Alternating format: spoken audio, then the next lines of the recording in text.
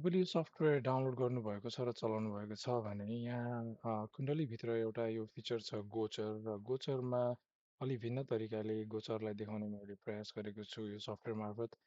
जस्तो तपाईँ कुण्डलीको प्रमुख पेजपछि जब यो दोस्रो बटन गोचरमा जानुहुन्छ यसमा यस किसिमको गोलाकारभित्र तपाईँले दुईटा तह देख्नुहुन्छ। भित्री तह जसमा यहाँ जन्म कुण्डली हो भने बाहिरी कुण्डली गोचर कुण्डली हो। यसको लग्न तपाईँले कुनै पनि जस्तो यो हाइलाइट भएको भावहरूमा क्लिक गरेर जस्तो उदाहरणको लागि मैले यो दशम भावमा मैले यहाँ क्लिक गरेँ भने यो लग्न बन्दछ होइन। भित्रको पनि तपाईँको जस्तो अब यसमै मैले फेरि दशम भावमा क्लिक गर्दाखेरि यो नै लग्न बन्दछ। अनि यसमा तपाईँलाई चाहिने लग्न अब यसबाटै पनि राशिको मार्फत पनि जान सक्नुहुन्छ। जस्तो कन्या लग्न बाहिरी पनि बनाउनु भयो, फेरि कन्या लग्न नै भित्री पनि बनाउनु भयो। र मेन ओरिजिनल लग्न के थियो त भन्दाखेरि यसमा यो लिस्टमा यहाँ तिनवटा यो स्टारले देखाइएको छ। र त्यसरी नै तपाईँले जन्म कुण्डलीको लग्न पनि बनाउन सक्नुहुन्छ र गोचर कुण्डलीको पनि लग्न बनाएर आफूलाई चाहेको कुरा हेर्न सक्नुहुन्छ। यो सँगै यसमै गोचर ग्रहको दृष्टिहरू पनि देखाइनेछ। जस्तो मानौँ अब मैले यसलाई मकर लग्न बनाएँ होइन, मकर लग्नको तपाईँको गोचरमा पनि भयो र भित्री जन्म कुण्डलीमा पनि मकरकै भयो भनेपछि यो गोचर ग्रहहरूको दृष्टिमा जस्तो मैले शनिमा क्लिक गरेँ भने शनि ग्रह जुन तृतीय भावमा हुनुहुन्छ गोचरमा अहिले उहाँको दृष्टि कहाँ पर्छ र यसले आफ्नो भित्री कुण्डलीलाई कहाँ प्रभाव पारिरहेको छ भन्ने कुराहरू तपाईँले हेर्न सक्नुहुन्छ। अनि यसमै अब गुरुलाई पनि क्लिक गर्नुभयो भने गुरु र शनिको डबल ट्रान्जिटको इफेक्ट चाहिँ दृष्टि यहाँ यो कुण्डलीको लागि चाहिँ अहिले अब 12औँ भावमा परिरहेको तपाईँहरूले देख्न सक्नुहुन्छ।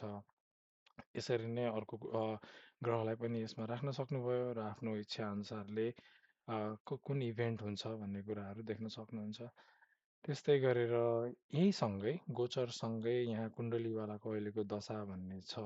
जस्तो अब यसमै यही कुण्डलीलाई हेर्नुहुन्छ भने यहाँ होइन विंशोत्तरी दशामा के छ, महादशामा, अन्तर्दशामा, प्रत्यन्तर र सूक्ष्ममा के छ, साथै योगिनीमा के छ र त्रिभागिनीमा के छ भन्ने कुरा पनि एकैचोटि देख्न सक्नुहुन्छ। जस्तो अब यसमै क्लिक गर्नुभयो भने गुरुमा क्लिक गर्दा गुरुको दशा कहिले सुरु भएर कहिले अन्त्य हुने, मतलब कति वर्ष बित्यो, कति महिना बित्यो र कति बाँकी छ भन्ने कुराको एउटा आइडिया पनि तपाईँले यहीँबाट पाउन सक्नुहुन्छ।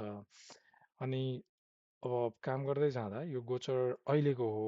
अब यो गोचरलाई तपाईँको कुनै इभेन्ट अनुसार पछाडि लानु पर्यो अथवा अगाडि लानु पर्यो भने यहाँ माथि गोचर मितिको समय परिवर्तन गर्न पनि सक्नुहुन्छ। जस्तो मानौँ मैले अहिलेलाई 1 वर्ष पछाडि जान्छु भने जस्तो 1 वर्ष प्लस गर्दाखेरि अब तपाईँको ग्रहहरू आफै चेन्ज भएको छ। अब 2 वर्ष पछाडि भनेको 2084 साल माघको 27 गतेको गोचर के छ भन्ने कुराहरू यसले यहीँनिर तपाईँलाई देखाइसकेको छ।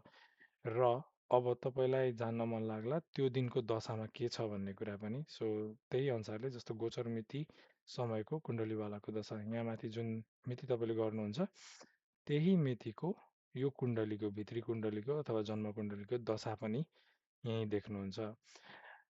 जस्तो मैले फेरि यसलाई चेन्ज गरेर अर्को गरेँ भने तपाईँले यो मुनिको दशा पनि चेन्ज भएको देख्न सक्नुहुन्छ। जस्तो हेरौँ होइन, मैले यहाँ तल 1 वर्ष यो क्लिक गर्दाखेरि तपाईँले देख्नु भइरहेछ सूक्ष्म दशा प्रत्यन्तर दशाहरू परिवर्तन भइरहेछन्। जस्तो मैले अब यसमा 5 वर्ष अगाडि गएँ भने तपाईँको योगिनी चेन्ज भएर भद्रिका भयो, विंशोत्तरी गुरुबाट शनिमा जानुभयो।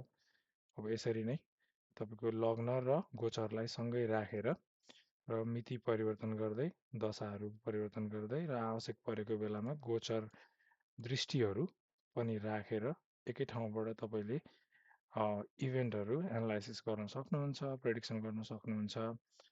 यो फिचर कस्तो छ यो बारेमा मलाई केही फिडब्याकहरू भए दिनुहोला।